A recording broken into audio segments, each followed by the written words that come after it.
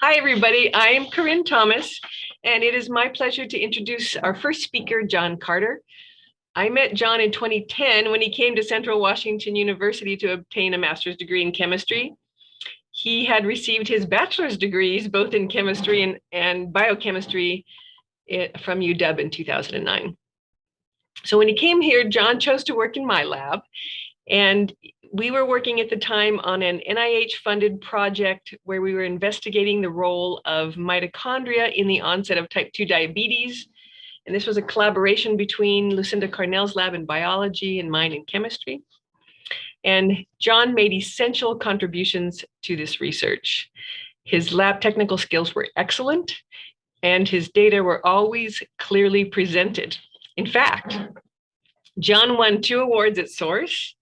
And I think it was precisely because he could explain his research to a broad audience. So that was 2012 and 2013. And so Source was fun for him, he says. While at Central, John's goal was to go to medical school. So he had that in his back pocket of something he wanted to do. And while he was here, he held a graduate teaching assistantship where he TA'd in organic and biochem labs. And he also tutored in our tutor center.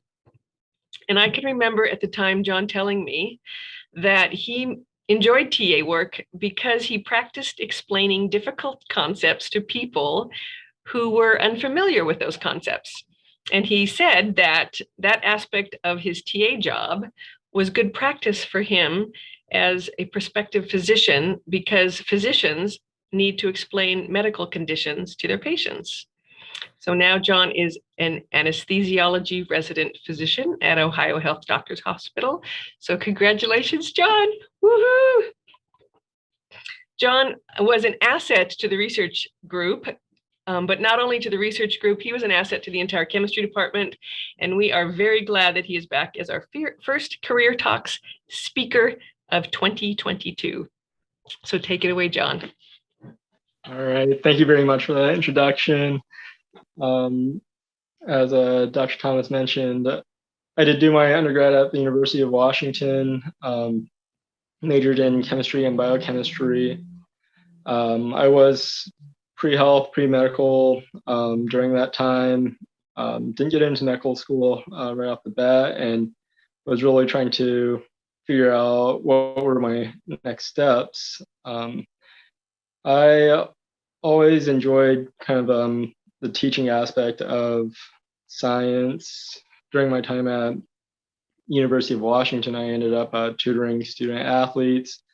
And during that time, I was looking up different opportunities and came across Central Washington for their master's program. And I recall going back and forth a little bit and deciding just to pull the trigger and sending in an application, taking the GREs and all that. And, you know, at first I have to admit I was a little hesitant to pursue a master's degree just because I wasn't sure where I would go with that. But in kind of a retrospective view, I feel like it made all the difference necessary for me to ultimately get into medical school and residency and so on. During my time at Central, I tried to take as many different courses as I could. I felt that there was great faculty support in terms of research, plenty of opportunities.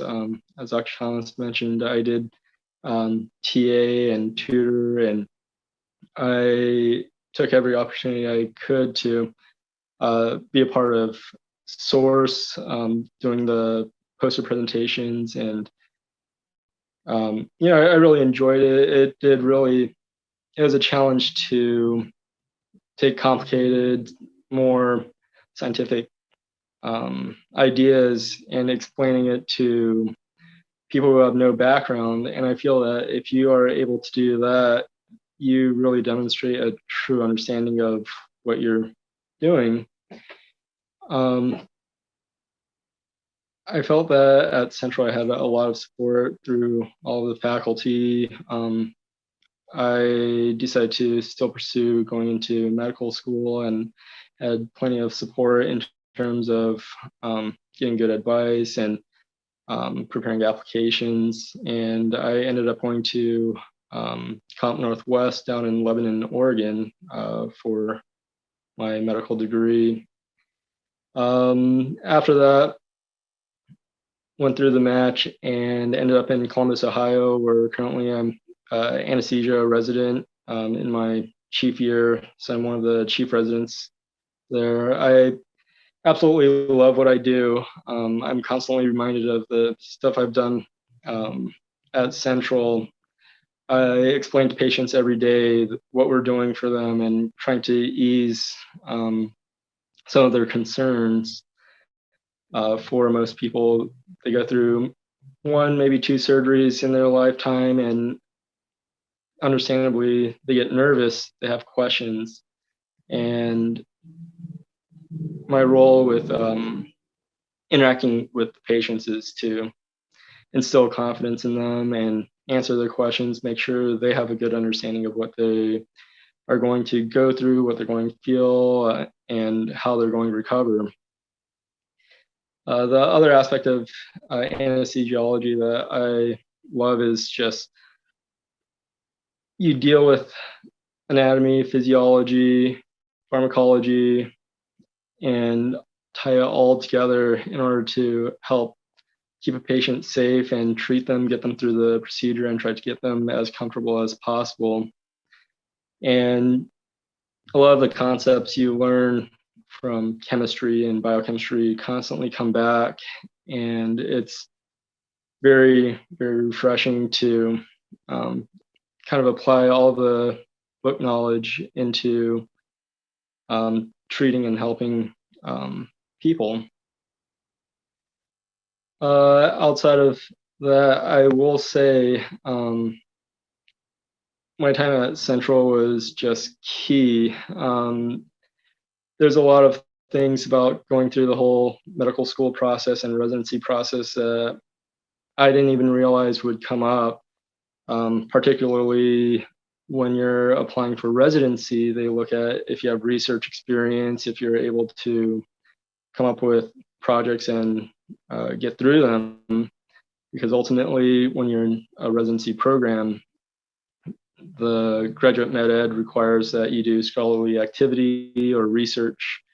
And because I've had that experience when I was at Central, I was able to do multiple projects, publish some of my works, and just kind of thrive in the environment, whereas some of my other colleagues didn't have that background and required a lot more help from others during that time frame. So yeah, I think overall I absolutely love what I do. As I mentioned before, I don't think I'd be where I'm at if I did not go through Central. It's just such a great community that helped me grow professionally. And I think at this time I'll open up to questions. Hi, my name's Hannah. I'm a junior this year, and I am, oh my gosh, my video is not on. I'm sorry. One second. Hi, there we go. And I'm wanting to go and, well, like I'll probably change or maybe, but I kind of am looking into anesthesiology. And so what does your normal day in residency look like? So residency is a challenge, and I did not know this going in. You shadow physicians, but they're already attendings when you're shadowing them. For anesthesia, I'd say I work about 65 hours a week, roughly, depending on if there's call shifts on the rotations I'm on. A normal day for me is coming to the hospital at around 6:30, reviewing the cases for the day, and pre-oping the first patient in the morning, and making sure that the OR setup have all of my medications, airway devices, and the machines all set up. So, and a normal day really varies. It depends on the cases you have. Yeah. Scheduled. So I never have 2 days that are exactly the same. Some days there'll be more of a rush. If there's orthopedic cases, I'm doing nerve blocks before the procedures. And if it's a really sick patient, we'll have to get like extra IVs, extra lines, extra monitoring devices in. So it really varies, but yeah, I'd say normal day, probably about 6:30, do a few cases throughout the day. And really as a resident, unfortunately, I say until the cases are pretty much done with for the day. Pretty late, yeah. So it can be pretty late. So, okay, well, thank you. Yeah, absolutely.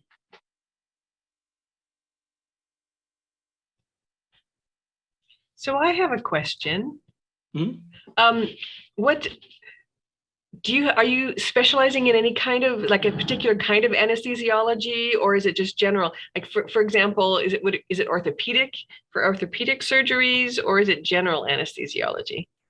So I'm doing a general anesthesiology. So it covers all sorts of different fields, surgical fields. During my training, I am exposed to pediatrics, cardiothoracic, and many different varieties, ICU care.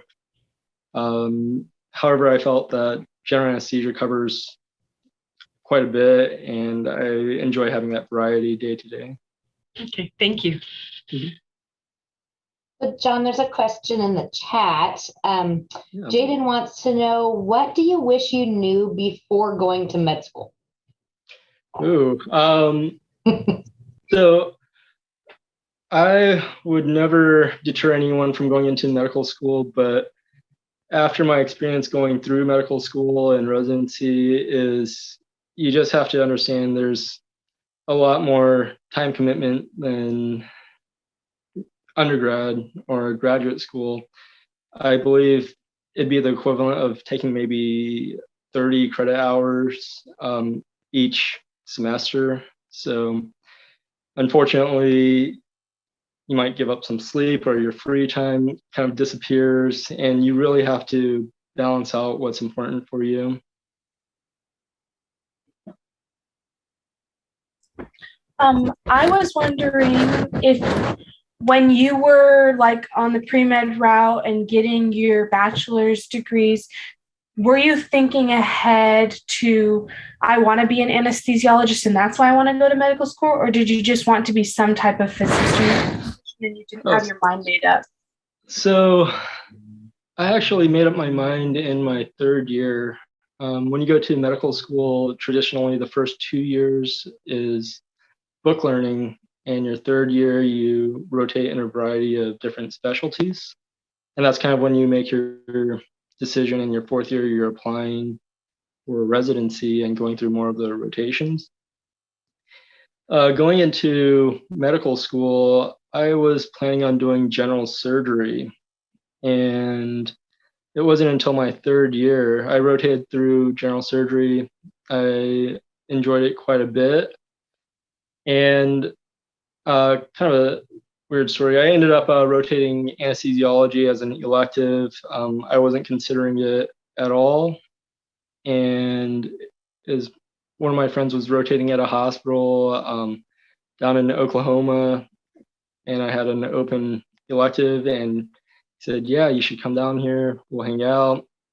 So I ended up signing up for anesthesia because I figured I'll still be able to see a lot of surgeries. There's no spot for a general surgery student at that time. So then when I rotated through there, that experience kind of changed my whole trajectory because I absolutely loved kind of the stuff behind the drapes, working with the anesthesia machine, doing I guess, a lot of technical skills as well, intubations, lines.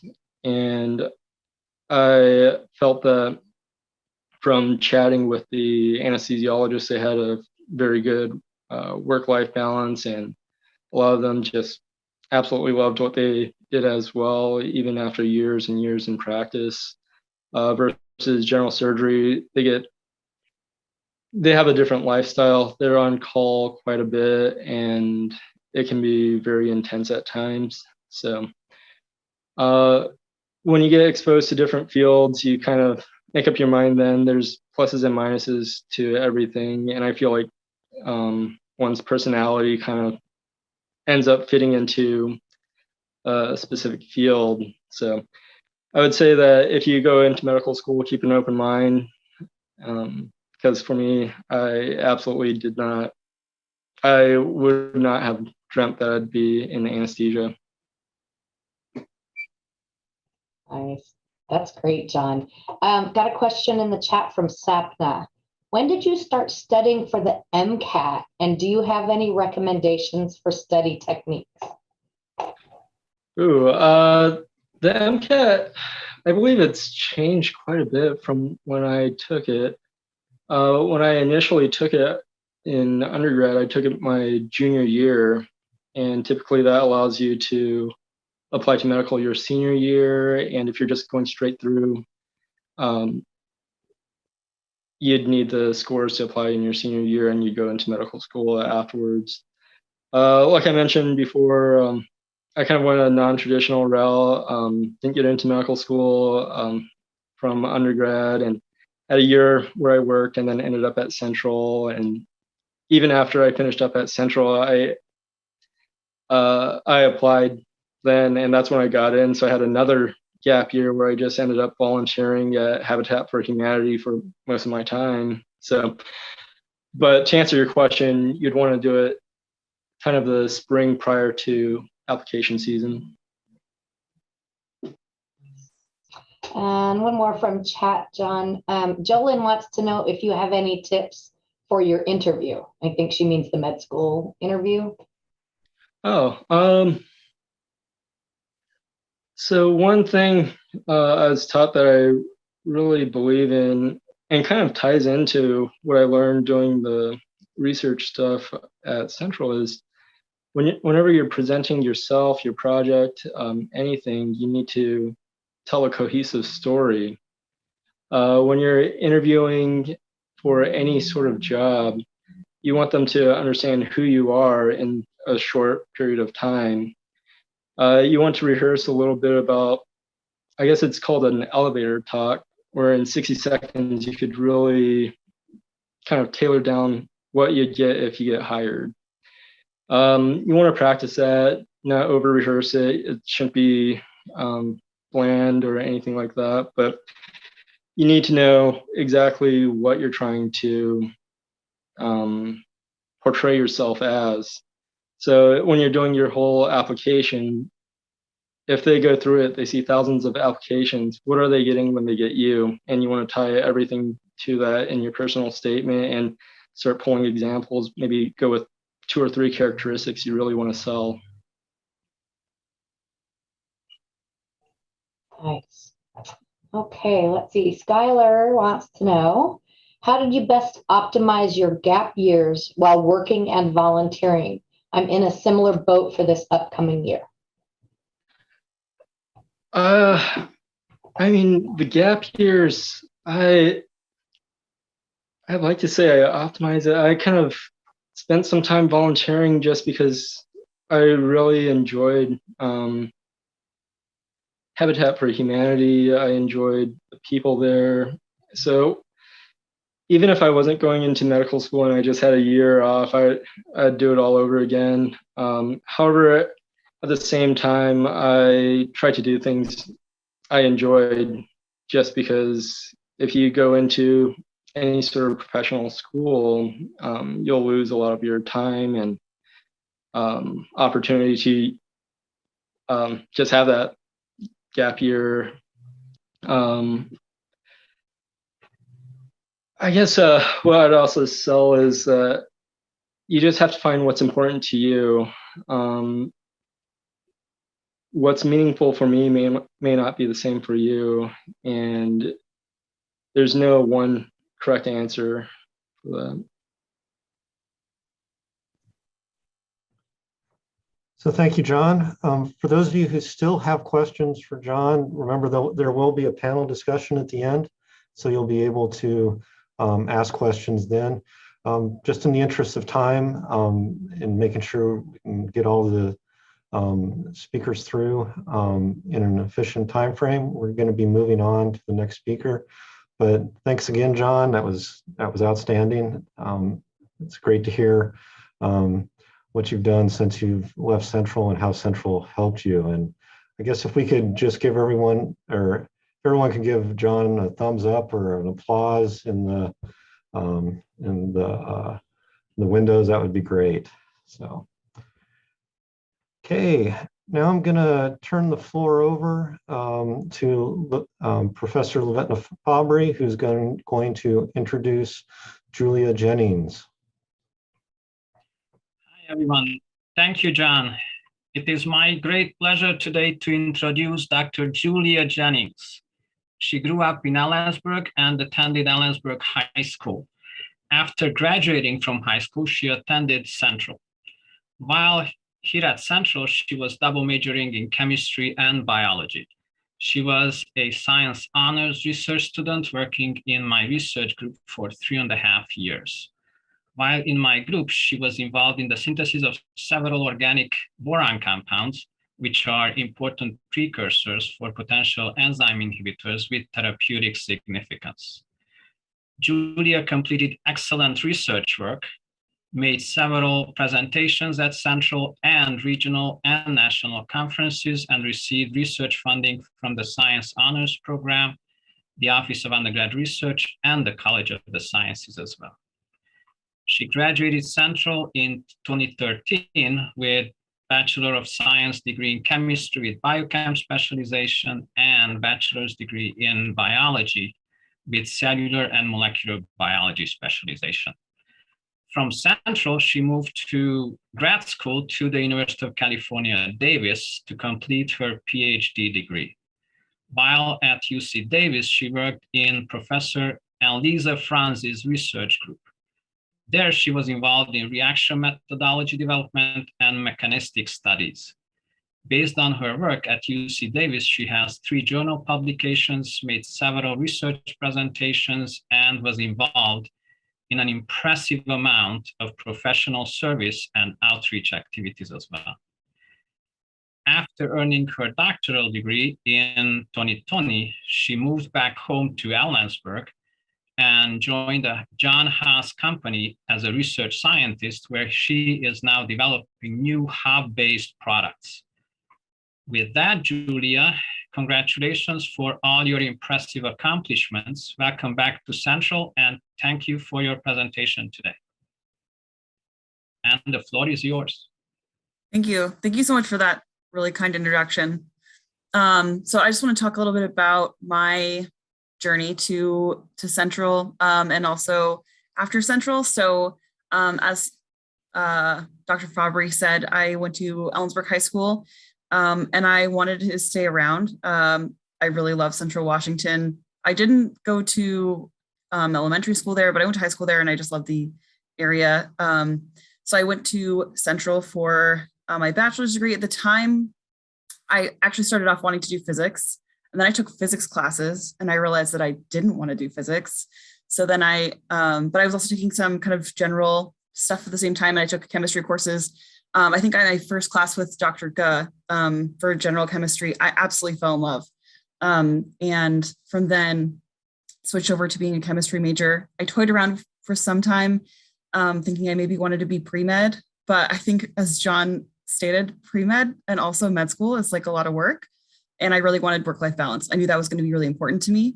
So I decided not to pursue med school and instead get my PhD, which unfortunately is also a whole lot of work. But as I learned, but I all throughout just tried to do as many things as I could that interested me. So when I was at Central, I participated in undergraduate research. I TA'd, I taught a supplemental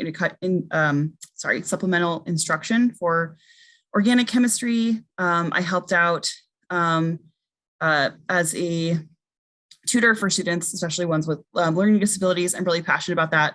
And in fact, I still will be a reader for students with learning disabilities at like prometric testing centers and stuff, because that's just like a huge passion of mine. And it's a good way to stay involved in teaching a little bit. So all of you keep that in mind. That's something you can do to earn a few extra bucks and have fun doing it. And did research with Dr. Fabry as well. And that took up, most of my extra time. Not that you have a ton of extra time in college. There's always plenty of things you can do. But I really fell in love with doing research there, specifically organic chemistry. It is super fun for me to just make things that nobody has made before and learn techniques and analyze it. And, the nice thing about organic chemistry is that you either made it or you didn't. And I love that about it. And so got very involved in, NMR and GCMS of the compounds there to just, prove that you made what you were trying to make, or prove that you didn't make what you're trying to make, as often is also the case. You have to be a little tenacious in organic chemistry. And really enjoyed my work there. We were studying potential inhibitors of HIV-1 protease, and that led me to take some virology courses because I was, just super interested in those. And I ended up taking, multiple biology classes there. And at some point I was just like, I should just get another bachelor's also in molecular biology, because I just loved the structural biology part so much. And just to branch out my research experiences, I also did a summer of undergraduate research at UCSF, also studying structural biology of HIV. So really fun. I just love to get as many experiences as possible throughout undergrad. And that was really great for me to just see as much as possible as what was out there, and then narrow it down from there of what I wanted to do.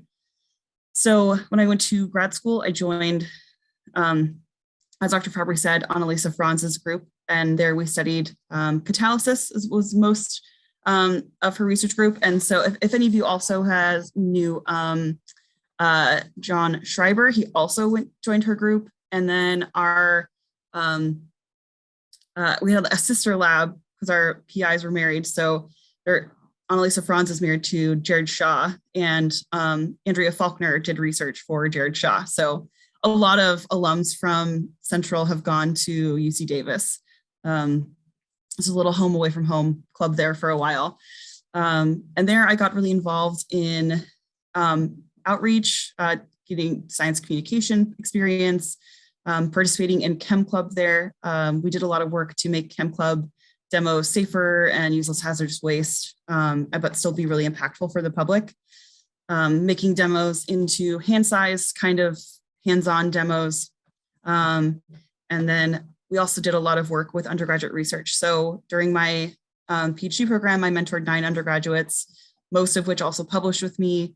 The paper that I may be the most proud of is the one where I'm second to last author on. I didn't write that paper and I didn't collect the data, but I designed the experiment and I set it up for a group of undergraduates to run the experiments, help them analyze their data and decide if it was, what was good data, what was bad data, and guided them through writing the paper. But they did all the work, and I'm really, really proud of that paper.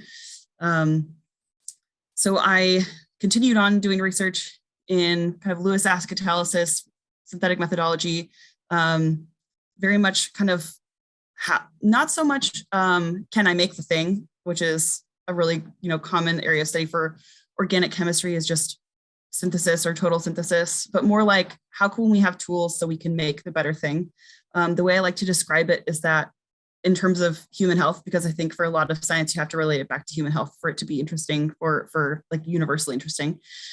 And we can only access medications that we have routes to. And we only have so many routes already established within the organic chemistry toolbox. And the more routes we have, the more drugs that we could potentially access. So the more different drugs we could potentially have. Like maybe there is, one best drug for a certain disease out there, but we don't have synthetic routes to access it. So we can't make it yet. We don't even know it will work because we don't have a way to make it. So always establishing new methods is really important for organic chemistry besides just total synthesis. So I really fell in love with that. I really loved the kind of project management side of grad school as well. And I took a lot of project management courses while I was there. And that led me to kind of wanted to go into industry where I could do project management. And instead of making something very theoretical, like a paper, which a body of knowledge is an important thing to create, but it doesn't taste good. You can't drink it and you can't hold it. So I really wanted to get into the business of making physical objects. So I applied for a job at John A. Haas. I also really wanted to move back to this area, and they're a local company. They're based out of Yakima. They make all kinds of products out of hops, most of it for the brewing industry, but not all of it for the brewing industry.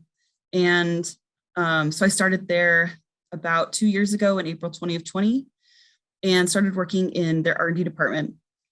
I really love working there. There's really good work-life balance. I never work more than 40 hours a week, although I'm technically salaried, and maybe like while I'm traveling, I might do more, but there's lots of travel. We get to travel to breweries. I just finished up a brew day with Oscar Blues down in North Carolina. It was all grill brew day. And I got to use a product that I had developed in a commercial beer. So that was super fun to just see something that I had made being used in its natural environment.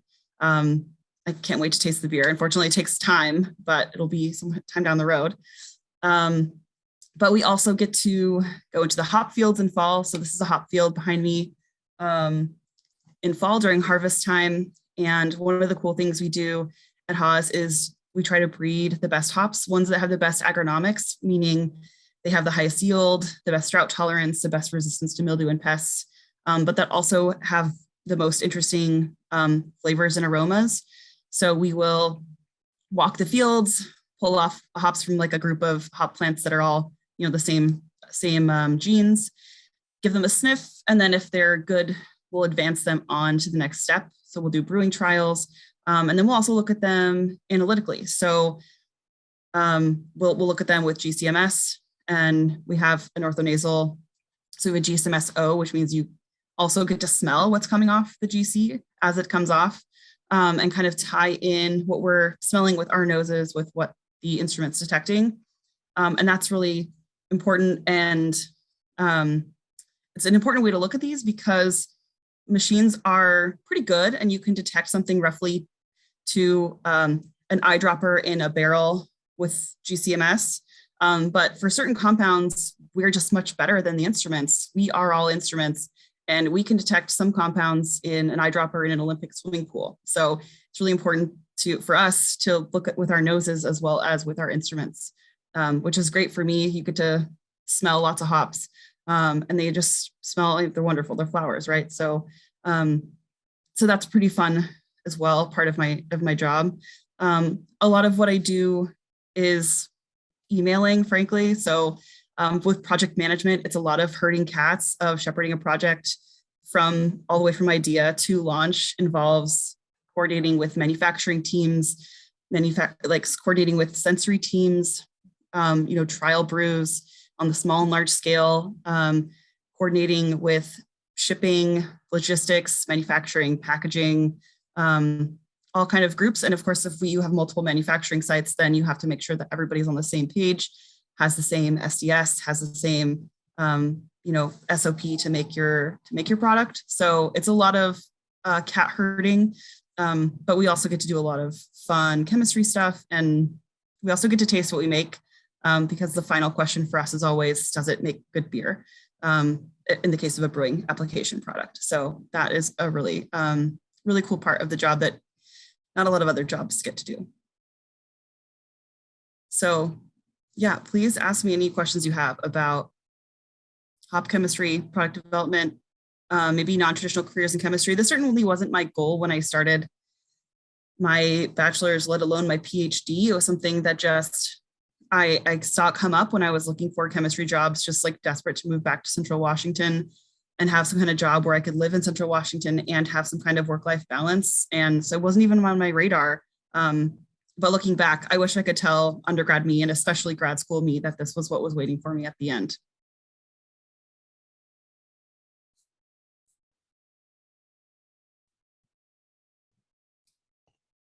Who's got questions for Julia? I have one. Julia, thank you for sharing your very, you had a lot of, so I'm interested to know how you made your way from what was going to be like a medical career path all the way over to hops and the manufacturing of craft brewing, because that's a very, very different end post. And I don't know, thinking and navigating like after graduating career paths is kind of confusing. So how did you go about finding these interesting jobs and opportunities for yourself? That seems to be quite a challenge these days. Yeah, so it's definitely like a non-traditional career, possibly, although I think food science is pretty big, although I think most people don't go to food science by route of organic chemistry. They go through food science directly, which is a good way to get into it. There's just a lot of kind of non-traditional career paths out there. There might not be a lot of positions within those, but there is like a very wide breadth of reasons why a company would want to specifically hire an organic chemist.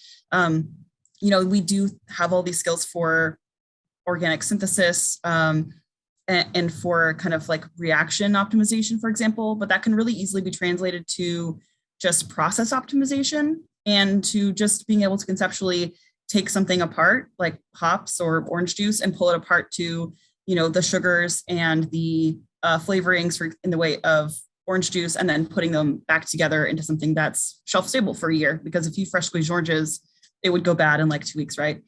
Or less probably. So how do you create a new product from those inputs? As far as, I guess, more specifically how I went there, I just kept as many options open as possible. I involved myself in everything that interested me. So that was, I was really involved in Chem Club and science communication. I was really involved in research and undergraduate research. And I really didn't know where I was going to go at the end of grad school. And that was very stressful for me. I realized at the end of undergrad that I didn't want to go to med school because I knew I wanted some kind of work-life balance. And sorry if that is offensive, John. You say you work 60 hours a week, and I was like, so glad I didn't do that. I'm sure it's very rewarding, though.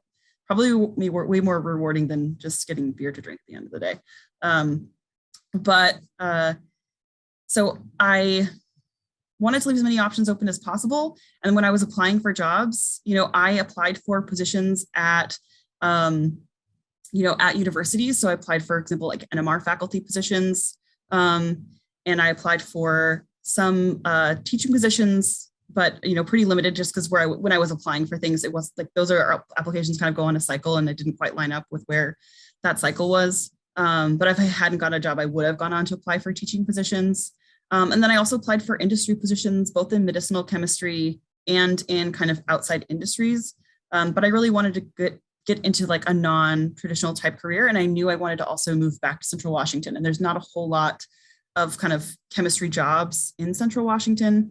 So that's kind of how I ended up at Haas by way of organic chemistry. So my advice would be to, if something interests you, do at least something in that area so that you keep your options open and you can have a long history of active work in that area. And keep your networking options open, stay in contact with people who are in those careers so that you can have contacts. Thank you. Thank you. Hi, Julie. I have a question. Long time no see. So I'm just curious if you'd be willing, by the way, you're doing very important work, so don't minimize that. And that picture behind you is lovely.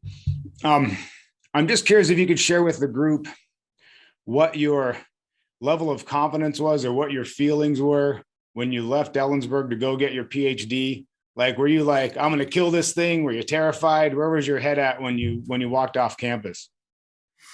So I think when I walked off campus, I was pretty confident.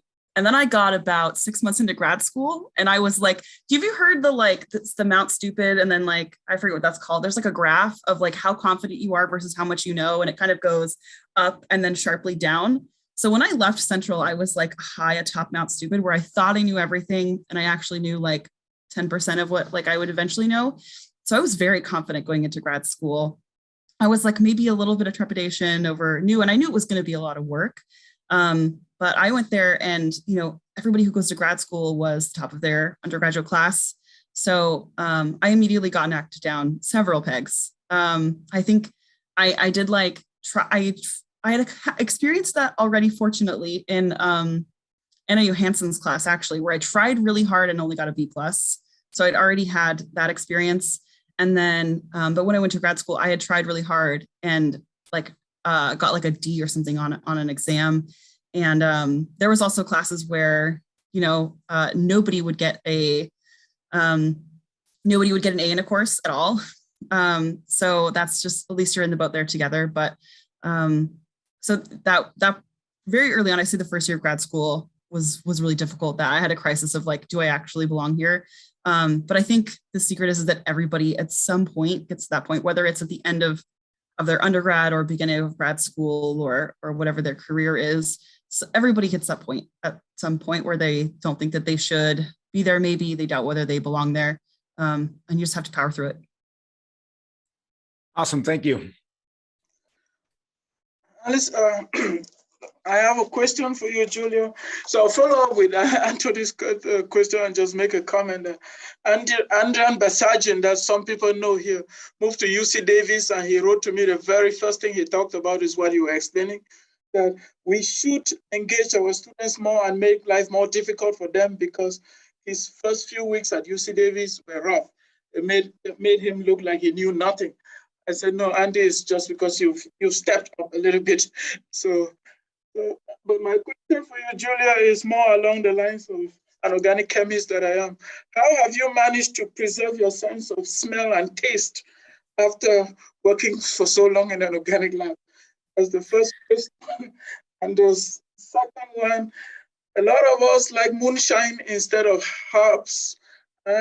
Is there a way I can have a career doing this for moonshine rather than what you're doing? So I guess the first part of your question first, the way that I think maintained it is that I always was very aware of what I was smelling in lab, because just like a smell that you're not expecting in an organic chemistry lab is a big red flag that you should always keep in mind. So I was kind of always paying attention to what I smelled. Sometimes you'll smell hot electrical and you're like, is my hot plate on fire? Or maybe you'll smell, some sulfurous compounds and you've realized that you've, not thoroughly bleached your sulfur compounds or whatever. So there's lots of places in organic chemistry where paying attention to what you're smelling is really important. And I think I always kind of did that. So if anything smelled like too badly, I would always be quick to like knock that down. The other benefit was in grad school, I worked in the room. So my research group in grad school had two groups. One was organic chemistry and the other one was algae research. They looked at biofuels from algae. And so I worked in their room. I was the only organic chemist in there. So like the amount of smells I had to be subjected to was a lot less throughout grad school. So I think that benefited me too. And because I did reaction development, I mostly ran reactions as small as possible. So the minimum amount needed to analyze it. So I was often running my reactions in 4 ml vials or micro vials, so that you can only smell so much out of a 4 ml vial, they're pretty small. And as far as, enjoying the smell of like moonshine more than hops, I mean, that's just personal taste. You could certainly, alcohol's a really good solvent. I'm sure you could dissolve lots of hop compounds, hop oils into moonshine. I mean, that could be a new product.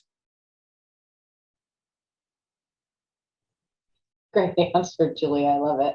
I just want to let you know that one of the current grad students says Dunning-Kruger effect is, I think, the term for what you were talking about. Yeah, that sounds right. Yeah. And Dr. Sori's got a question for you. Hey, Dr. J, good to see you. Good to see you too. Hey, I was just wondering what the possibilities were. It sounds to me like there's a lot that's in the local industry that plausibly could be incorporated into curriculum at the undergraduate level, if you have any interest in maybe some of the analytical stuffs, either at the 180 levels or even, I'm not going to step on anybody's toes that is in charge of instrumental analytical, but it seems like it would be important to plausibly bring in some hops chemistry to our curriculum. Have you given that a thought? I haven't, but I love that idea just because it's local. So for one, it would, just get people interested in what's around, what's local, things, maybe tie in things they're already interested in back to chemistry and then further their passion for chemistry. But also, it's around here, and that's where the kind of the careers are, especially if you're stopping at the bachelor's level. There's tons of jobs around here in kind of food science. So I think there's a lot of potential there. We should connect after this. Outstanding. Thank you very much. Hey, thank you, Julia, for an outstanding story. That was a really good talk. And so once again, let's everybody give the virtual hand for our speaker, Julia. There. And for our last speaker, I'm going to turn the floor over to Professor Anthony Diaz to introduce Alan Telecky. Okay. Thanks, Dion. Thanks to the other speakers. It is my great pleasure to introduce Dr. Alan Telecky, who is a graduate of CWU in 2007. So I met Alan in 2005. He took thermo from me and was just kind of the quiet dude in the back, didn't say much, got his good grades and didn't talk. And then he came up to me after the quarter and kind of surprised me by asking about research. So he joined my group and spent almost 2 years. And we were doing synthesizing luminescent materials. And at the time we were tinkering with trying to develop some new materials. Didn't hit any home runs, but learned a bunch of stuff about synthesizing some of these more complex structures. And like John, Allen won a Source Award. And I really only remember that because, and I don't know if you remember this, Alan, but when we went to the awards ceremony, they didn't know how to say the Allen's title, because it just had a bunch of formulas. So they were like, what do we call this? And so I just call it strontium borate, which it wasn't, but just say that, it's close enough. And then, great student, made a lot of contributions to the lab, of course, and it was just a fun person to work with. Then he went down to Oregon State and ended up working with Doug Kessler, who actually was the person that I did my PhD with. But I did mine like in the 1800s, and Alan's did his in 2012. And Doug is an interesting character to work for. You have to be very self-motivated because Doug is not going to be in the lab hitting you over the head with a stick. In fact, sometimes you have to tackle him in the hall to get him to look at your data. So it requires a certain kind of personality. But of course, Alan was plenty self-motivated. And he got in on some, I just think is extremely cool science, looking at making oxide thin films. I don't know how much, he's not going to go real technical today. So I'm going to have to talk Dr. Telecky into coming back out here and giving a proper research seminar, because I think it would be really cool to see what he's doing. I also had the great honor of being the officiant at Alan's wedding years ago. And my band played there. It was all good fun. And we got to go down there and see them again recently, see him and his family. This guy's a heck of a scientist, and it's just fun to get together and dork out on inorganic chemistry. But he's so he probably won't go into the gruesome detail on the chemistry side, maybe a little bit, but I'm really happy to have him with us. Too bad we couldn't have you out in person, but live from Corvallis, everyone, Dr. Alan Telecky. Thanks for that awesome introduction, Anthony. Yeah, a lot of good memories rehashed in that. That was great. Yeah, so like you said, I started going to Central in 2002. I was kind of dabbling for a while. I wasn't sure what I wanted to do. I felt like what I wanted to major in or anything. I eventually decided chemistry was a good choice. I was always interested in science growing up, so it seemed like a good fit. I also really like taking, doing more experimental work as opposed to theoretical work. So chemistry is a good choice for me. And like Anthony said, I really enjoyed the theoretical work as well. And I approached him and was like, hey, do you have any space in your research lab that would like to, get some research experience to see what this is all about? And he brought me on. I learned a lot. It was really cool seeing solid state and like metal oxide type of chemistry, because that's not something you typically see too much of in curriculum. So it would really open my eyes to this bigger world outside of, what the traditional chemist positions, look like out in the real world. When I think of chemistry, when I thought of chemistry, I would typically think of, like pharmaceuticals or plastics or, or medicine and so forth. So it was really nice getting that experience in Anthony's lab, and we did a lot of cool syntheses. I remember very fondly participating in source talks, and then also going and participating in like a week-long camp, you could say, that was called a rock camp, and it was down at the University of Oregon, where it was more of a week-long course on more solid state / inorganic chemistry, and that was a really good experience. After graduating in 2007, I decided to get my PhD because I've always liked learning, and I really enjoy staying kind of up to date with, I like to know as much as possible about given topics. It's kind of, what drives me. So I went to Oregon State, thankfully I was able to start working with Doug Kessler, which Anthony mentioned was his advisor when he was in graduate school. I really liked the work I was doing with Anthony. So I thought, hey, I could continue this with Doug. Turns out Doug had moved on to a different branch of inorganic chemistry altogether. So when I got there, it was really, as Julia mentioned, the Dunning-Kruger effect was in very, front and center for me, because there was a lot of really smart people around, including Doug Kessler himself. He's just, a masterclass intellect. But then all the other graduate students that were my seniors were very, very well, accomplished and, experienced and knowledgeable. So it was a kind of a humbling experience in a way.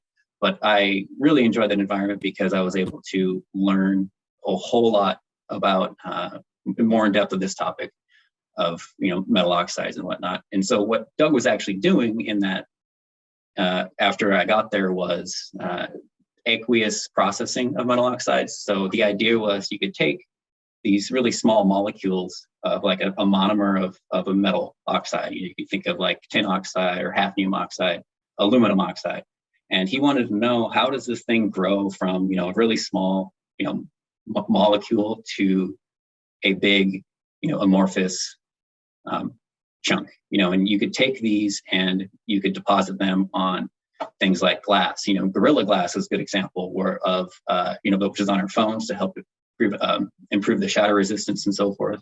That's a good example of the kind of chemistry that Doug was doing, was manipulating these metal oxides in solution so that you could deposit these films and these coatings. And he was focusing on materials that were applicable to semiconductor applications. So making materials that you could actually take a solution and then you could deposit on a piece of silicon, for example, and you could actually make transistors or dielectrics or diodes and so forth out of these. So it was really fascinating work. I will also echo Julia's statement about the classes being extra hard too, because you as an undergraduate, you might take thermo and maybe a little bit of quantum, but then as a graduate student, I was taking 3 or 4 classes that were like, and employed all of those different concepts in all the classes and synthesized them into just really hard material. But again, it was taught really well, and I ate it up.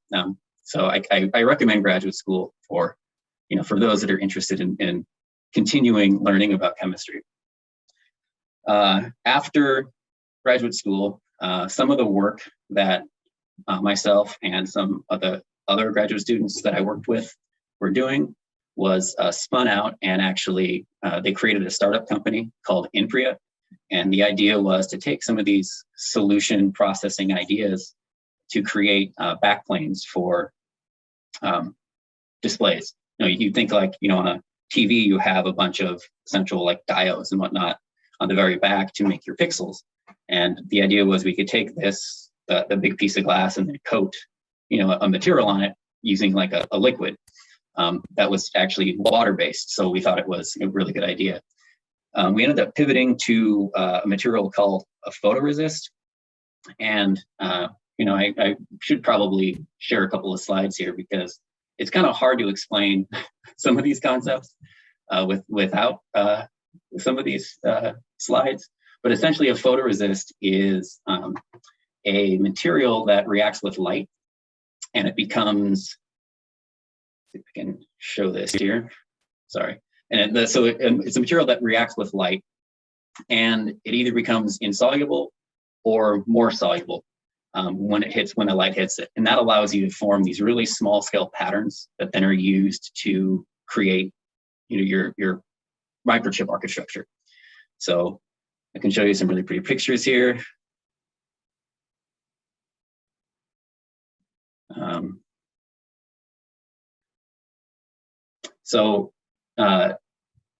This is the idea of, a photoresist. So you basically have a substrate, which is a piece of silicon, and then you can deposit a photoresist on top of this substrate. And then I'm sorry, I have to be interrupted for a second. My daughter just got home from school. 1 second. I'll take over from here. So anyway, his daughter is really cute. Last time I was there, your daughter kept calling me dude. It was really cracking me up. That sounds about right. She just said like, what the heck, dude? I thought you weren't home. But turns out I'm just downstairs in my office. Anyway, so the idea of a photoresist is you coat it, it's basically like a layer of material that's on a piece of silicon, and then you shine light through what's called a mask, and you can just picture it kind of like a stencil. You're shining like a big laser, a flashlight through the stencil, and then that shadow falls on the photoresist material. And then where the light hits, it induces that reaction, which either makes it insoluble or more soluble. So then you can form these little patterns. And then after that, you take it and then you do this thing called etch, which is you put it into a plasma and you eat away down, top down into the substrate. And then you repeat that lots and lots and lots of times. And then you get your chip architectures like that, Samsung and TSMC and all these other people are doing. So it's really cool, fascinating work that I really enjoy. This was an application of metal oxides and inorganic chemistry that I didn't really appreciate as an undergraduate. This is something I learned in graduate school, where you have more specialized learning and whatnot. So after, see, I'm gonna stop sharing here now. Sorry, I'm not as adept at this as I should be. Okay. I'm also dealing with 3 monitors. So after, at Impria, we really had to develop new chemistry and new methods, because it's really hard to analyze these materials. When we're looking at a metal that's in a solution at, millimolar levels, and you want to know, what does this thing look like? You can't just do NMR, because a lot of these metals aren't NMR active. Some are. And then even then, they often form clusters. So they self agglomerate and create these large, tens of atoms wide clusters. So we had to develop new materials and new methods to analyze those. And it's been a lot of fun working in a startup for that reason, because it's kind of, you can feel, your contribution, at a startup. The individual contribution is really palpable compared to how I think it would be if you're at like a larger company, where you're just working for the large company and your efforts might not be noticed or reciprocated. So it was really nice working at Impria for those reasons. Another good thing about working at a startup out of graduate school was the mobility, I could say, it provided. So there's a lot of opportunity to make a difference at a small company. If there's things that need if there's problems that arise and there's things that you can do to help solve those problems, then it's typically possible for you to kind of, at least in my experience, to kind of pivot where your focus was. And one of the things that I pivoted to in the last couple of years was intellectual property and patents, which is another career path that I wasn't totally aware of right out of college. So, with, at this company, of course, at a startup, we wanted to protect the ideas and the results we had so that nobody else could come along and just, say, oh, that's ours. We want that. We're going to just take it from you. So we started patenting a lot, and we didn't really have anybody on the inside that was skilled at doing that. So I ended up I was able to learn a lot about that and end up taking the patent bar and getting my my patent agent registration so I can continue doing this at this company. And that's been pretty rewarding. And like I said, was kind of a career path that I wasn't aware of, or it wasn't really highlighted to me as an undergraduate. And all it really takes to become a patent agent is a technical degree. So if you get a bachelor's in chemistry, you can apply to take a test at you just go online to the United States Patent and Trademark Office and sign up for a test time, and you take a test, which is based on a big dry book. It's kind of sucks studying for, but it's you don't really have to. You don't need any qualifications other than your technical degree to take it. So that's another option that I would recommend people keep an eye out for if they're interested in more of the theoretical and like law side of things, the business side of things as well. That's been fun. I'll also say with the patent work I do, it allows me to really stay up to date with the newest technology that's coming out. Like I said, I really enjoy just learning about all sorts of things. I really like to dive in, and with patents, that's a really good way to do it, because for me, I need to be able to understand what our synthetic chemists are doing. All the new methods and materials are coming up with, and I need to be able to translate that and just write it down so that I can file a patent on it. So it really allows you to work through multiple teams at a time, and that's been pretty rewarding as well. I think that's sums it up for me.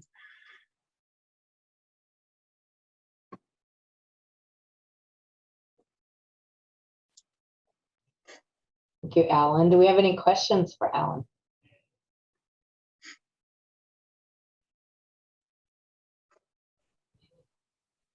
Hey, Alan, can you just, and I feel like you explained this to me before, but I don't remember what the difference is between being a patent agent, which is what you are, and being like a patent lawyer? Yeah. Work hours are probably the most obvious thing, the most impactful, but a patent lawyer requires a law degree. So you do have to go to law school to become a patent lawyer. And that allows you then to basically, if you have to go to court for something, if you want to say, this dude over here just stole all my work and I, want to prove it, I cannot do that in a court of law because I'm not an attorney. The agent is the one that works directly with the patent office and also with attorneys that then, take those ideas and stay, up to date with all the new ideas and whatnot, and do that prosecution. But the patent agent's kind of the guy taking, it's like the tech transfer guy, essentially taking the technology that the people I work with come up with, and then translating that into patents.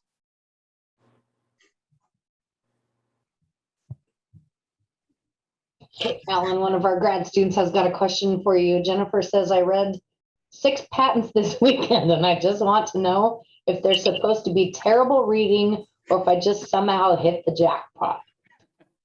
It really depends. Some of them are really, really bad. And you're like, what is this? What are they even trying to talk about? Because it's different than reading like an academic paper, right? The academic paper has a really exhaustive, examples and whatnot that you can follow to a T. Patents, not so much a lot of the time. So I would say you probably hit the jackpot on that one. Do you do what we used to do at Sylvania, which is we would come up with something and then we would basically try to patent the whole periodic table. So we would be like, oh, this thing works with one atom in them. And in our patent, we would say the whole periodic table is going to work. Dude, is there that super broad language show up in the stuff that you're writing, or?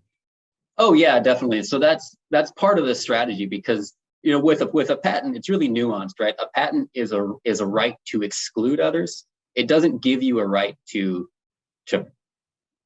practice what you're claiming.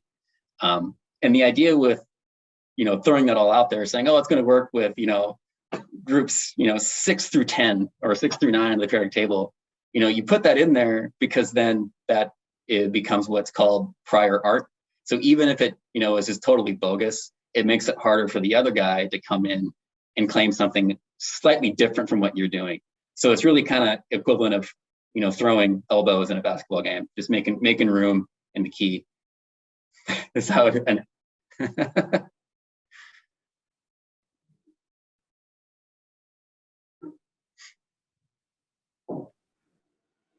I have a question. So you've also had a very interesting career path that has revolved around a lot of things that seem to not always directly include chemistry. So what would you say has been your most relevant or critical skill to your professional success outside of your education? Probably curiosity. That can take you a long way of just being curious about something, because then you'll find that some things really strike a chord with you, that you didn't think they would, in the first place. On the surface, you might be like, I don't really care about, learning about, metal oxide, for example. But then once you, dive into it, learn a little bit, and then there's, at least for me, there was some spark that happened, and it just drove me to learn more about it, which then uncovered more stones, of learning things like, doing GCMS on organometallic species as opposed to just organic species. That was, something I had to learn about too.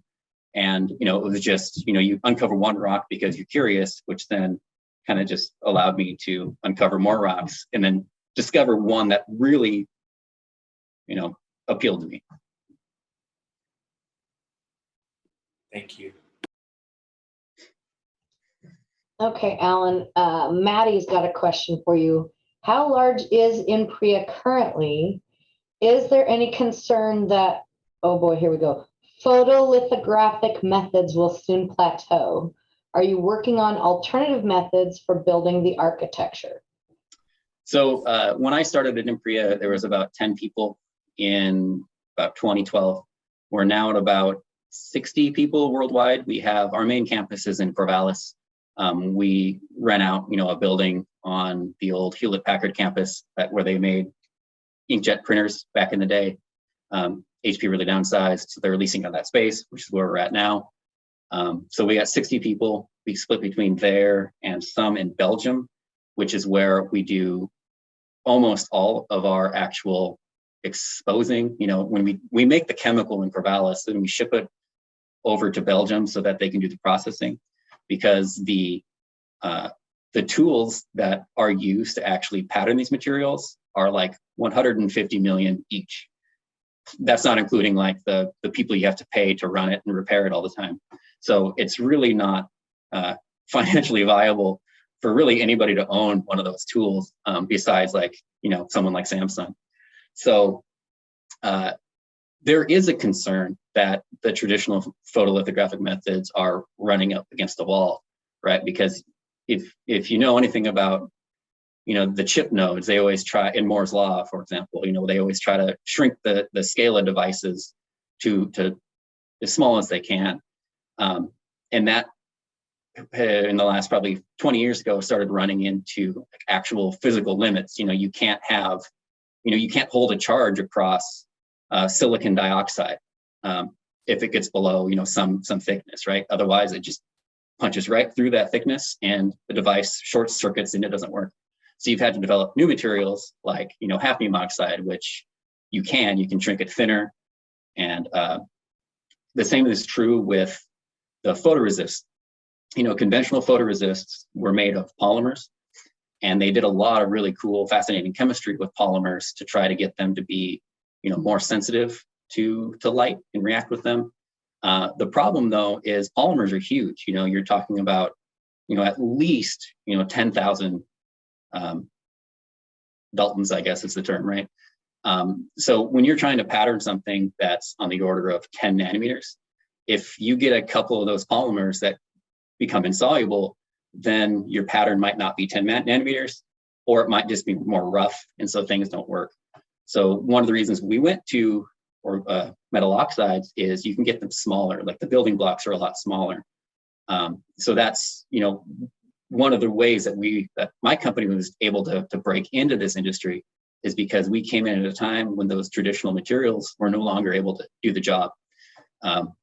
We don't do anything as far as device architecture. That's all what the big semiconductor fabs do, or even like the think tanks behind those fabs. So TSMC is a good example, where they just make a bunch of different chips based on architecture that gets sold to them. So Apple will actually come up with architecture that they want to be patterned. They want chips that look like this. And then so they give it to TSMC. So we don't do any of that work. We just make the material that enables you to make those small patterns.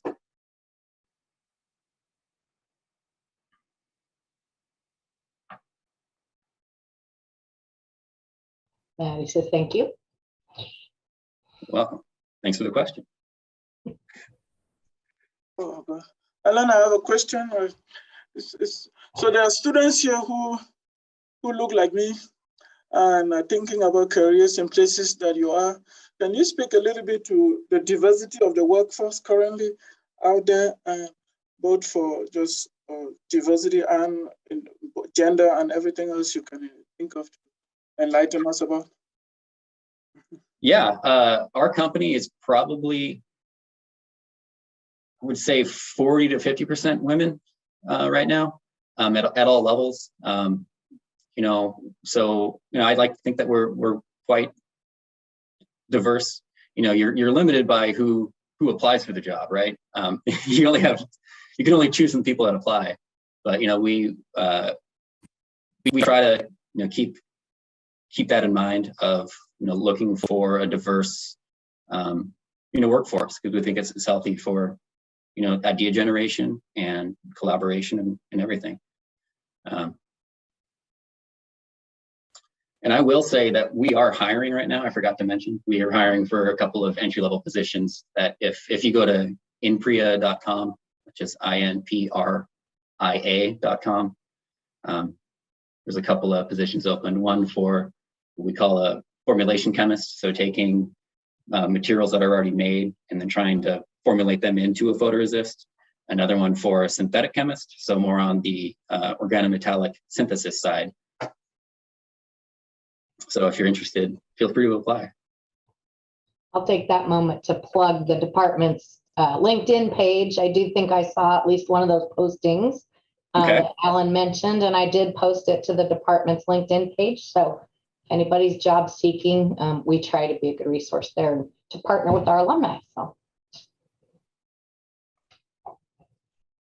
McKenna's got a question for you, Alan. What was the transition like from a chemistry degree to engineering? Do you use both chemistry background and engineering experience in your role as a patent agent? I'm looking at being a chemical engineering patent attorney. I'm hesitant to answer that in a straightforward way, just because my job title is principal engineer, but I don't have any formal chemical engineering experience or electrical engineering experience. But with the type of chemistry I was doing back in grad school, even, is we're making materials through chemistry that we want to have a certain functional application, in a device. So there was a nice bridge there of, taking a material I made in a lab and then taking it over to the engineering building where I'd work with chemical engineering and electrical engineering students, and we would work together on, making these devices work with the chemistry that I made and the knowledge that they had. So it was kind of like an ad hoc learning opportunity for me to do. And that still continues today because, our lab is in Oregon where we make all these materials. But then there's also engineering that went into building the facility because our materials that we have now are all, air sensitive and moisture sensitive.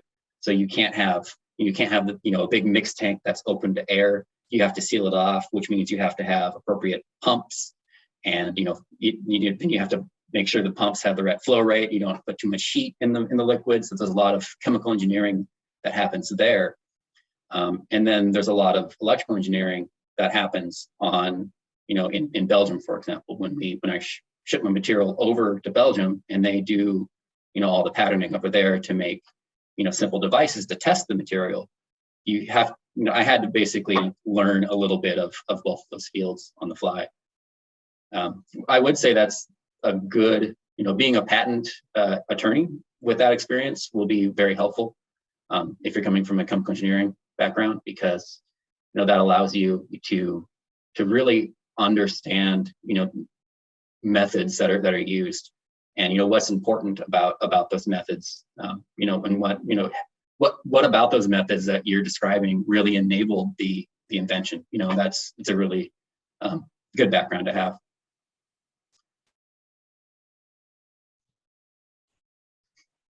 Okay, thank you, Alan, for a nice presentation.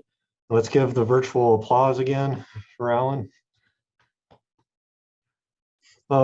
Just before we move into the panel discussion, I just want to thank, on behalf of the chemistry department, all the speakers today for taking the time out of your very busy schedules to come and present, kind of your story from when you left Central to now. It's always great for us as faculty to see this, and it's the students always appreciate hearing stories from alumni who've moved on, gone on to do very impressive things, as you all have. So I just want to say on behalf of the chemistry department, thank you. We really appreciate it. And now we're going to go into a panel discussion. Lisa, for the planning committee for the career talks, did you have a format that you wanted to use for this? I think we'll just ask the three speakers to make themselves available, and anyone who has a question, all three of them could answer, or if you've still got, I know that Marley had a question for John that she didn't get answered. Really kind of a free flow open, whatever comes about. I'll read the questions out of chat, and then people that want to be audio can do so. Want to read Marley's question? I can read it. Thanks, Marley.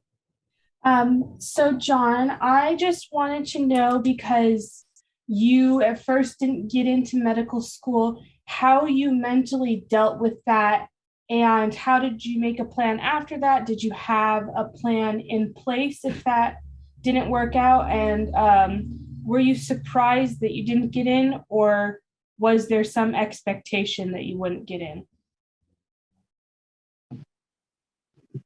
So I think just in terms of like applying to medical school, there's a lot of stuff that, looking back on it, I did not realize was part of what you need to have a complete application.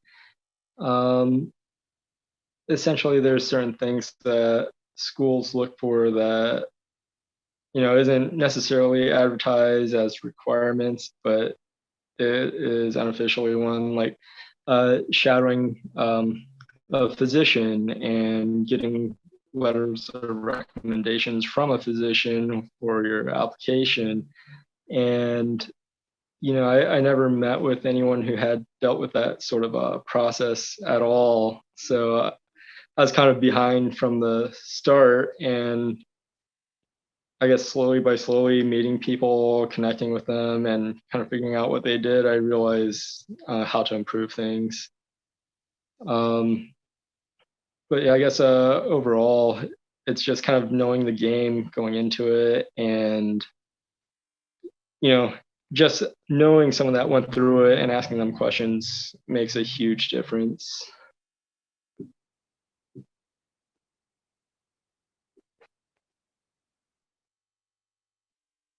And did I address everything for your question? Yeah, thank you so much. Okay. And then I also had a question for John. I was wondering how common it is for people to take a gap year to complete clinical research between medical school and residency, because I'm considering dermatology and I've been like looking online and stuff, and it seems that some people recommend that gap year and other people say that I should just do research while you're in medical school. Dermatology is kind of, I guess, for those who are unfamiliar, when you go into medical school, you end up deciding what specialty you're going to apply to. And it becomes very stressful because you're applying towards one specialty. Dermatology is very, very competitive. So even before you get to that point, the biggest thing is doing well on your boards, because that's how they differentiate you. Then they start looking at research. And just like as I mentioned before, one of the biggest things is to find a mentor in whatever specialty you want to go into. So if it's dermatology, make that connection early and get involved with research, and then decide if you need that gap year. Sweet, thank you. Thanks, Jane.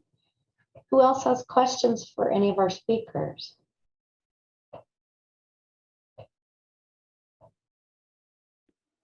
I'll throw out another one. This isn't to anyone in particular, but I am curious to know for each of you, what is the most interesting or cool instrumentation or equipment that you've had the opportunity to work with?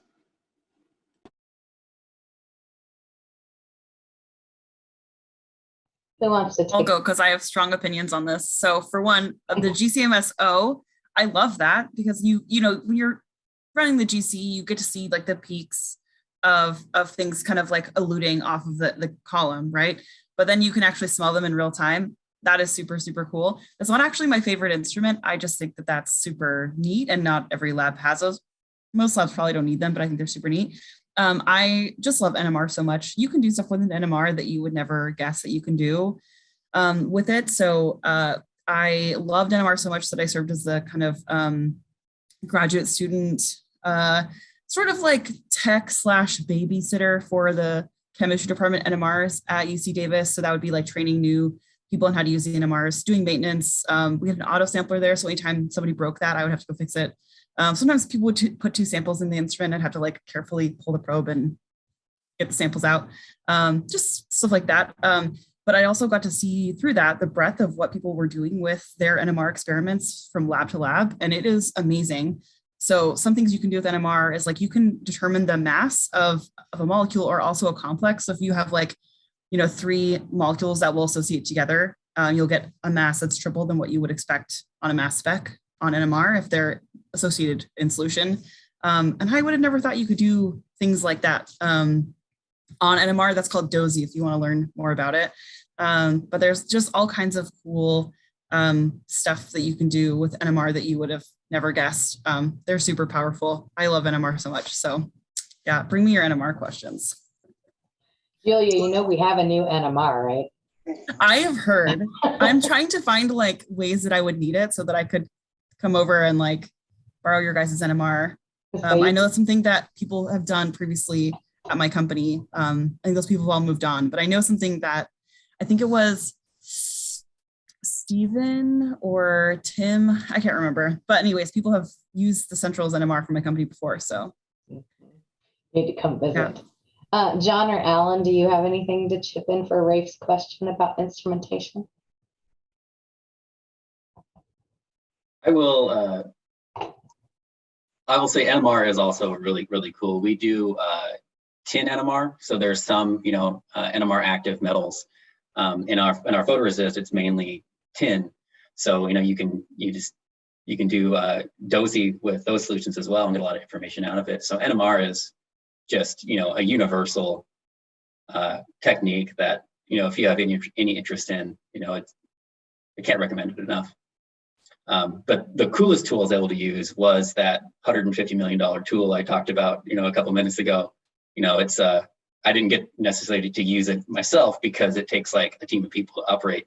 But I was able to walk up to it and see it and just see how massive this thing was. That was probably the coolest experience.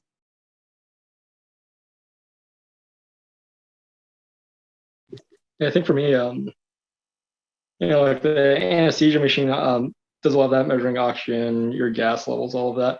But just kind of thinking about the question, like some of the things I'm more fond of was kind of the research stuff I did back at Central, and like simple things like just using like ImageJ hooked to, like using that program to analyze pictures of like the C. elegans was very fun for me, I suppose. And Dr. Sori's class, we did, I think, what is it, the little Raspberry Pi, and doing like little coding and trying to design our own projects. Those are the things I was really fond of, since it's so open-ended and has such a wide application that you wouldn't really expect.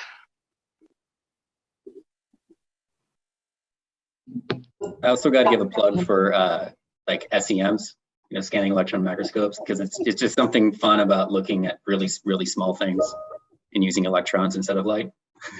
You don't want Anthony to frown at you, right? Just kidding. So I'm going to impress Dr. Banks. I'm going to read this question. I bet I'm going to pronounce everything correctly. Dr. Jennings, have you done DOSI on reactive intermediates like enolates or organolithiums?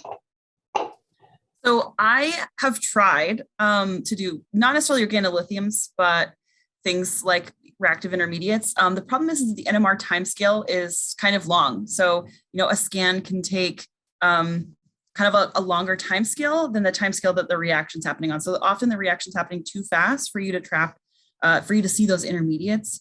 The kind of things that we will see, for example, will be maybe if you have a catalysis happening, you'll see, you can put in just your starting material and just your catalyst. And if they associate, you'll see a shift in the peaks. So you can look for things like that. But I don't think we would have much luck capturing, organolithiate reactions are really, really fast. So I don't think we'd capture something like that. But there's certainly lots of reaction NMR that I did in my graduate work. So I used an autosampler to do reaction kinetics on a couple different organic reactions, all Lewis acid catalyzed, but yeah, you can do quite a lot with that, but they have to be slow enough. And you usually can't trap intermediates. You can sometimes if you have like a multi-step reaction. So, I had like a multi-component reaction I looked at where I had, the reaction from product A and then the product from reaction B, for example, and I'd be able to see those intermediates, but not like transition states or anything like that. That's been my unfortunate experience as well, Julia. We try to look into this, trying to find out whether an organolithium species is a dimer or all that kind of stuff. Many people recommend trying DOSI, but they don't understand when they say that you are going to run into stability issues. So, and DOSI takes a while. Like you have to calibrate 90-degree pulse just right. You have to, often run a series of experiments in order to, you have to get like a curve, exactly, right? And then solve for your molecular weight. So I don't know if it would work well for that. Yeah, absolutely. Yeah.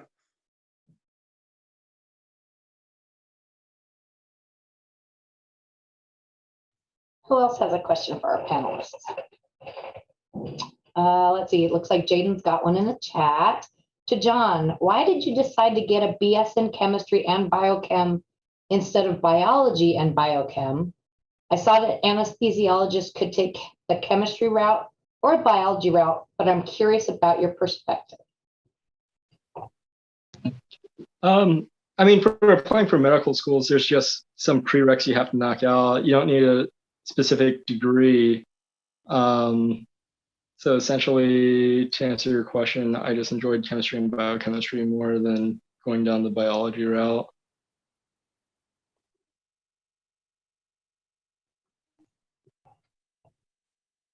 that get it for you, Jaden?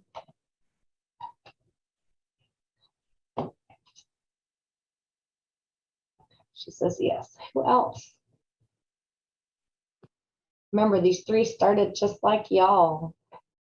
Just like y'all. They know. They took classes from Diaz and Thomas and Rivera. Sorry. Y'all survived the TA class. Dr. Sori's pitching TA and research in chat. So all the undergrads pay attention to that. I'm curious because, I mean, you all have done it. Do you all agree that being a teaching assistant and or research assistant was beneficial to you after CWU? This is super cheesy, but Central's like tagline is "By teaching we learn," and it is so true. So I know it's super cheesy to say that because it just sounds, it sounds too much, but it's really true. So I think that's something John said as well, is that it helps solidify his knowledge and also his ability to communicate the knowledge. I would say absolutely. It helped also fuel my passion for it because students are passionate for those different things. So maybe, somebody passionately speaking about Dozy makes you more interested in Dozy, things like that. So, yeah. I know you were an awesome organic TA, Julie. I still remember. So, Alan and John, thoughts? Yeah, I'd say it was helpful, because, in graduate school, you do have to TA as well.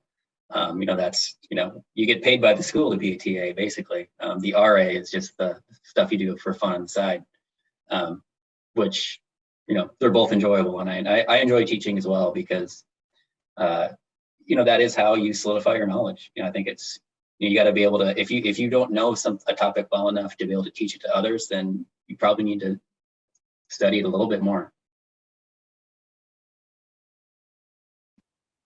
And yes, I think teaching is very, very beneficial. In the medical field, it's see one, do one, teach one, and you have to pass on that knowledge to your younger residents, to medical students, and so on and so forth. But I think in general, teaching is a very, very undervalued skill. I think it's very important just in daily life to be able to teach something or convey a message to others.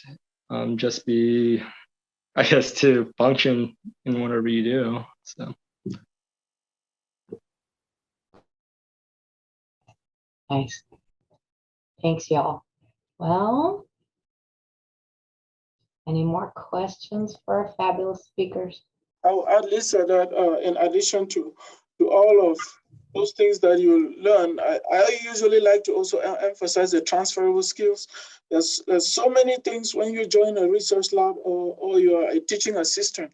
Because we serve mostly a first gen type population, you get to be exposed to things that you would have only learned about this in a very pressure-packed environment, which will scare the heck out of you. So being able to learn those type of things in a relaxed atmosphere like Central, but it overcomes some of those fears. Granted, you will never be able to completely overcome them like Julia and the others said. There will always be that imposter syndrome when you find yourself in that top environment. But you are a lot more prepared than someone who just steps in there without ever being in that situation. I totally agree. I just wanted to add, one of the best things about Central is the opportunity to participate in undergraduate research. So I went from Central, pretty small. I went as a first generation student as well. And that's why I did like the McNair program, which helped, which if you are a first generation and either like BIPOC or low income, definitely check out the McNair program because they will give you so much support, not just in the funding, but figuring out all of the hoops that you're expected to jump through in order to get into, for example, like graduate school or medical school that you wouldn't know if you were a first generation student. One of the main benefits from Central is, like I said, that opportunity to participate in undergraduate research. I think it's something I didn't realize while I was at Central until I went to a really big university like UC Davis. There, the ratio for students to professors is really crazy high. So your organic chemistry class is like 200 to 400 students. And not only does that mean you're getting less attention in lecture, but it also means you have less opportunity to participate in research with those professors because, there's just not enough slots in lab to go around, especially if you need research to be able to either go to grad school or go to med school or whatever you want to do after. So definitely take advantage of doing undergraduate research at Central if you can, and recognize that your opportunity to do research at Central is much, much higher than if you went to a big university. And that's something really to be celebrated about these smaller teaching universities. We're gonna take that and save it and put it on our website now. That's a lovely speech, Julia. Thank you. We've been telling people that for a while. Sounds better coming from you. Can we snip it out of our recording and Here, I concur, Julia. Thank you so much.